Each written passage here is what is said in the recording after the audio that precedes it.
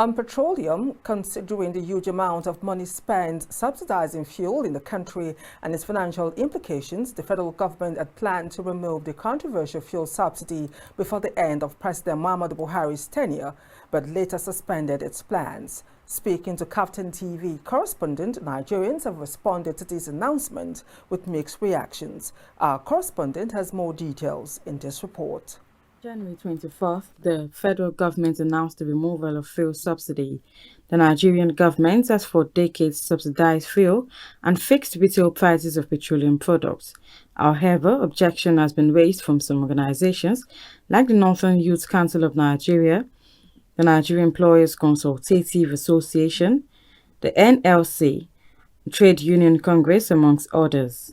Nigerians have nonetheless expressed mixed reactions on the new developments. Speaking on the stance of the president-elect to remove fuel subsidy, some residents of Lagos stated their opinions. It's a good initiative, but I think it's coming rather late because if we had done it when we had the capacity to have a buffer that will impact on the inflation, we'll be able to accommodate it. But right now, if we remove subsidy, what will happen basically is that things will go up, right? Because we're not producing anything apart from the oil, and we're not even producing it. We're just getting it and exporting it, and we're getting back finished products at premium price. So if we're going to remove it, it's going to be a bit hard on Nigerians, yeah? And that means you and I have to bite the cost, which has been cushioned by governments from the subsidy. And of course, the subsidy has always been, some call it a scam, that the real people who are supposed to enjoy it are not enjoying it. But as it is right now, it's like I said earlier, where it's a good thing to do, policy, but it's coming rather late. It's coming when people are really suffering. The subsidy removal. But the problem is, they have to seek alternative to that. Now, the only alternative we have is our refinery should be made to work, not just one. I'm not talking about Dangote. Dangote refinery is a private one. What about the official one, the government refineries? If that one is working, you can now remove the subsidy, so that to give succor to the citizenry. But if we don't give alternative to it, then the citizenry will feel total pains. That would be a deliberate infliction of pains on the citizenry. So I'm suggesting, yes, I support the removal, but seek and make sure the refineries are working. I think it would be a good idea to remove subsidy when we cannot produce optimally in the country. We export what we produce and bring in finished products at an expensive, and they are fully lost that there is subsidy.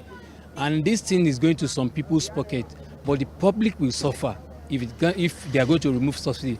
No matter what they are going to do, there will be hike in transportation, food, cost of food, and cost of living, and everything will go up.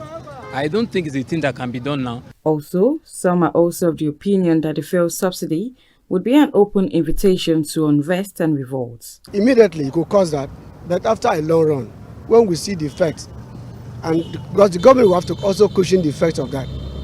When that is done, definitely they will now understand, those that are reacting will now understand that yes, this thing has got, because we are paying so much. In fact, they make some people billionaires overnight because of this subsidy. So that is not acceptable. So if there's reaction, it will be temporary. So I support the removal. Possibility of chaos, because I think Lagosians are on the verge of rioting, like they are waiting for that particular move that would just start everything. However, they also shared the solution to Nigeria's challenges in the oil and gas sector. Former president said they are doing something about it, and I believe that the president-elect will be able to do something, that he will go around and check. He is going to send delegates to it, to the various places, because when we have our own refinery, we believe that the price will come down, because we don't have any refinery and nothing has been done since over 8 years or 12 years or 15 years. I believe the president-elect this time around will do something about it. They need to do a lot, because you see, refineries having problem. They keep on telling us they are going to do it, and without, you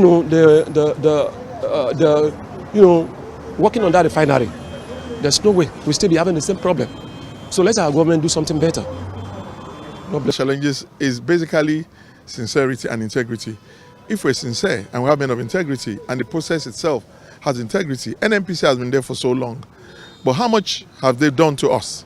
How much have they, in what way have they impacted on the economy? We have, with NNPC and all the things they've been doing, we're still buying crude at expensive. I mean, once it affects, you see fuel scarcity. So what we need to do is, hey, we should be sincere with ourselves and let the process be open. That when you drill, you refine.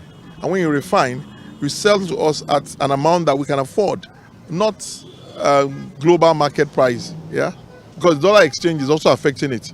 Meanwhile, John Iyang is of the opinion that the incoming administration should consider private-public partnership scheme in order to fight corruption. Cannot just do it alone, or the corruption will continue. But if you bring in a private sector, why not? Look at what is going on with our communication system.